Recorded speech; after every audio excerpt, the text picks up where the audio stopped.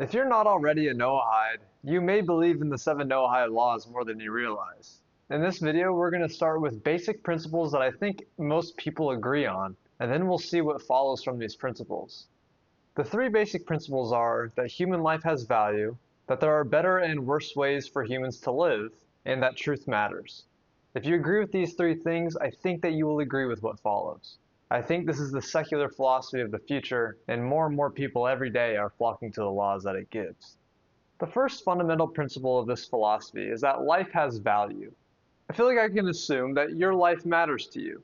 You are likely glad that you get to experience life and everything that comes with it, like the relationships, growth, beauty, love, music, food, family, maybe purpose, and maybe knowledge. Everything that comes with being alive as a human. But now we have to ask, is your life unique in essence compared to everyone else? Yes, we agree that your experiences are completely unique. Nobody has lived your exact life. But in the most fundamental ways, you are like every other human being. Just like you, every other human being has thoughts and feelings, their own hopes and fears. Humans have relationships and futures just like you.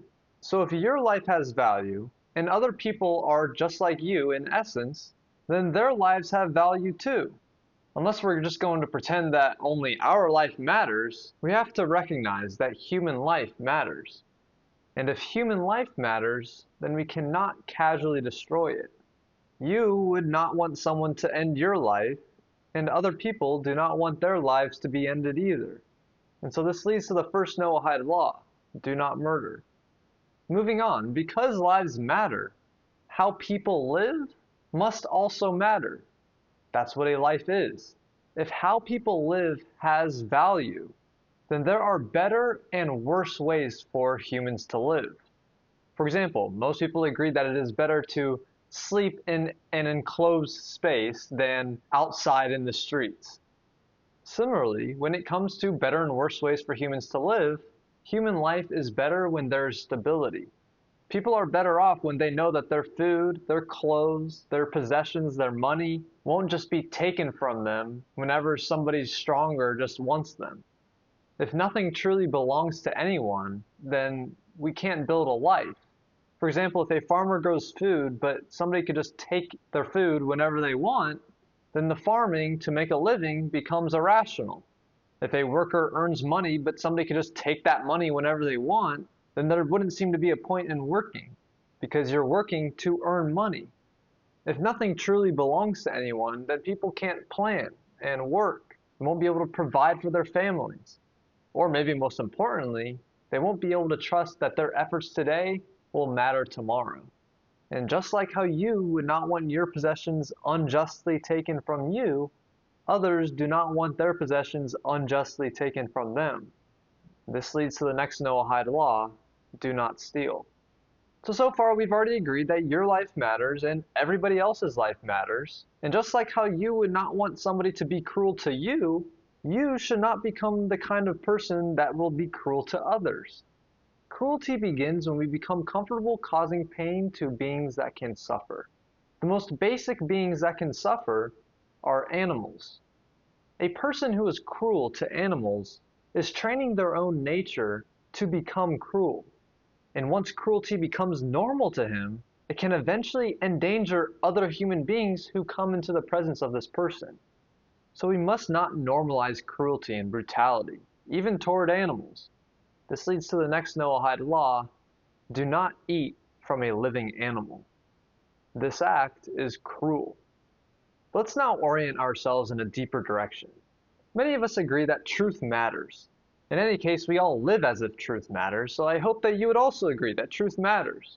Truth, like stability, is another thing that makes human lives better. So far we've agreed that your life matters and how people live also matters. Truth helps people live better lives, and therefore truth must also matter. For example, if you want to get to class on time, you must know what time class starts and you must know what time it is right now.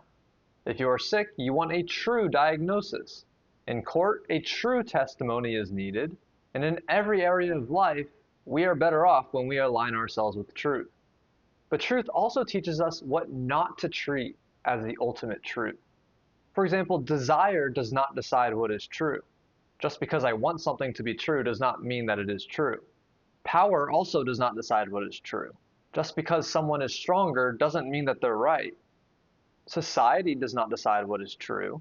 Just because everyone agrees on something does not mean that they are correct. And a leader or an ideology or a government does not decide what is true. Human authorities answer to truth. They do not create the truth. So the biggest truth question is, what is the ultimate reality? The ultimate source of truth? If we figure out what this ultimate source of truth is, then we can know what is true, because whatever stems from this ultimate source of truth is true. We know that the ultimate authority of truth cannot be something that receives truth or depends on truth or is measured by a truth that is higher than itself. It must be the source of truth. And if we want to live according to truth, we must align ourselves with this source of truth. And so this is where idolatry begins.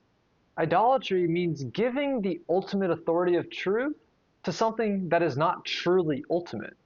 It's giving ultimate authority to things like statues, or a person, or money, power, even nature, the government, an ideology, even your own desires. All of these things may have influence, but none of them can be the ultimate influence, the final source of truth. Because all of these things are created and limited and dependent. To treat something dependent as if it were independent is false. To treat something limited as if it were unlimited is also false. To treat something that is created as if it were the creator is false. This falsehood is what we call idolatry.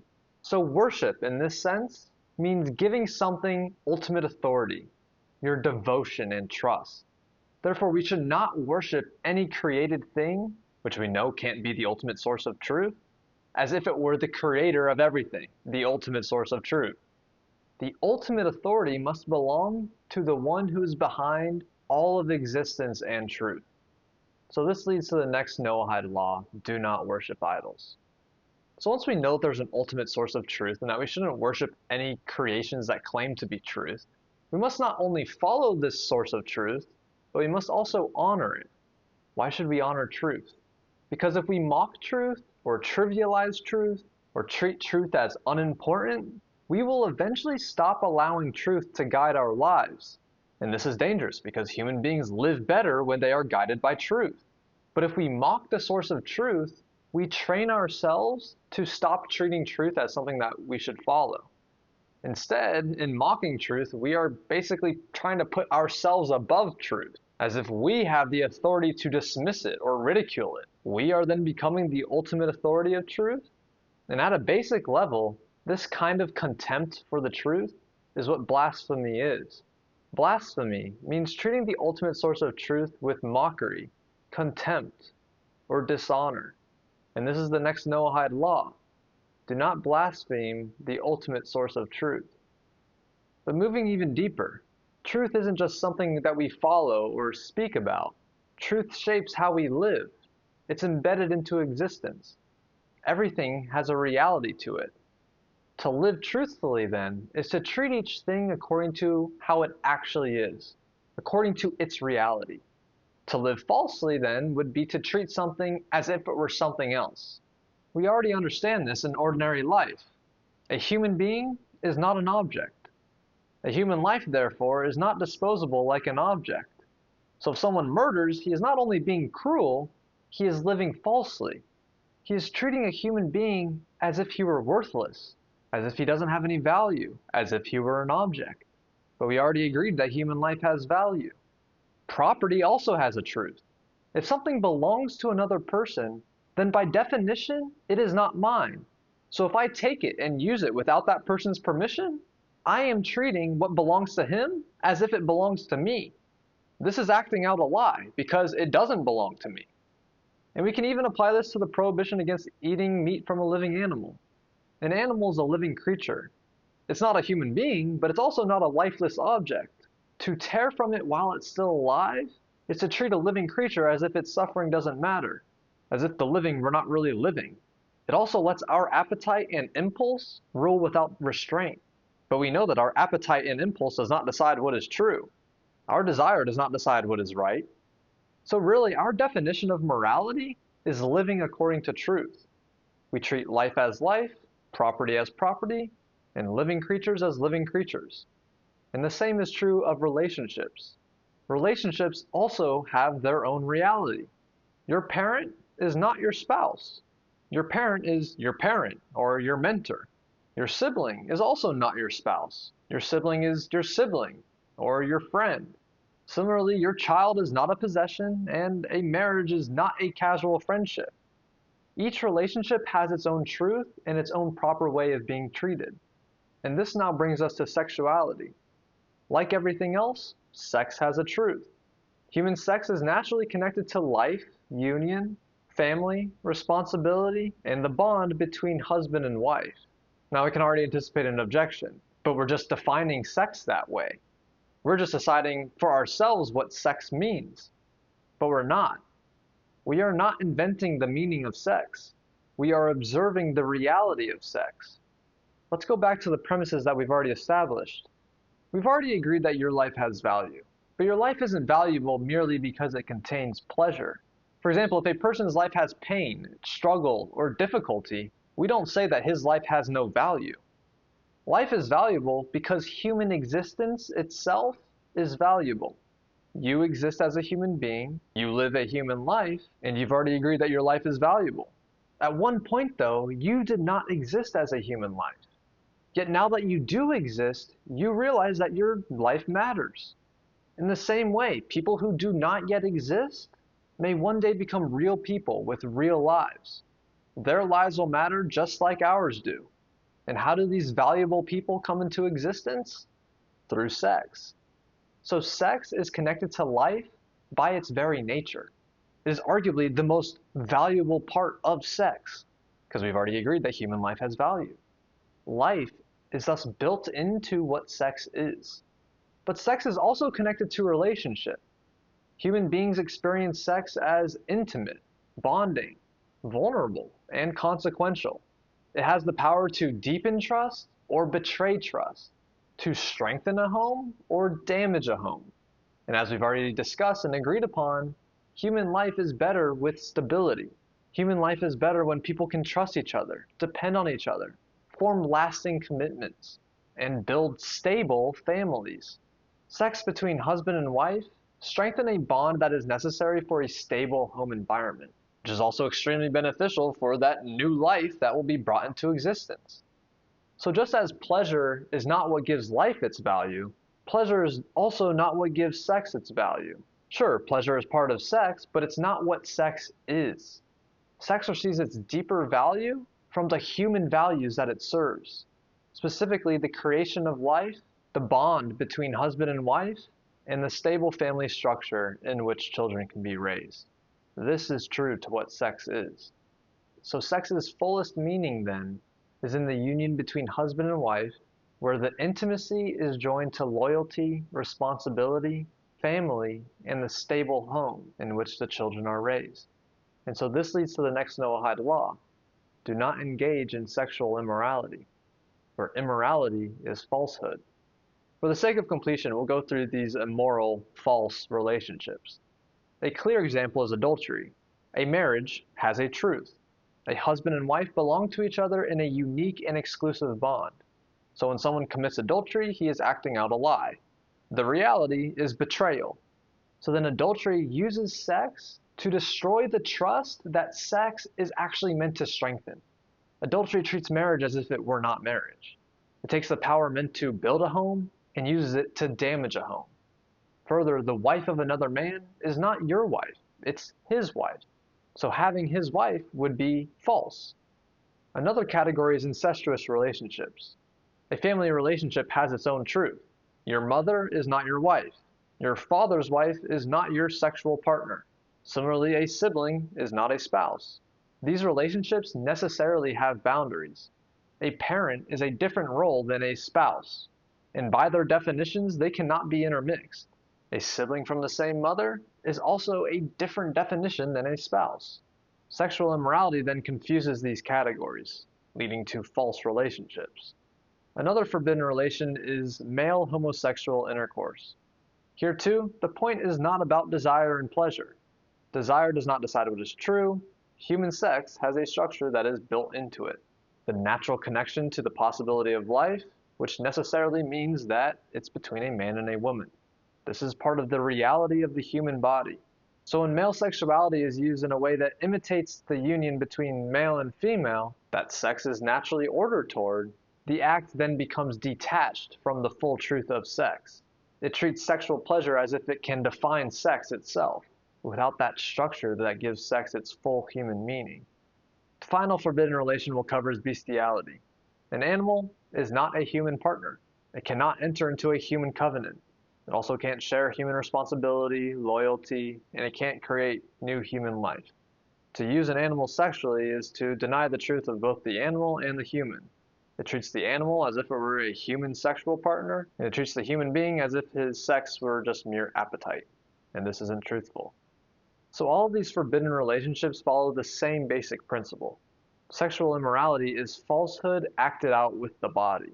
It treats marriage as if it were not exclusive. It treats family roles as if they were interchangeable. It treats the male-female structure of sex as if it were irrelevant. And it treats animals as if they could become human sexual partners. Pleasure alone, in a truthful framework, cannot define what sex is. Finally, all of these values mean very little if they aren't protected. It is not enough to say that murder is wrong when murderers are just allowed to walk free. It is not enough to say that theft is wrong if our property isn't protected. The first 6 Noahide laws teach the basic truths that human society should live by.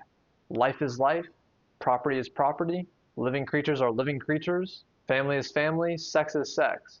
But these truths cannot just remain private beliefs.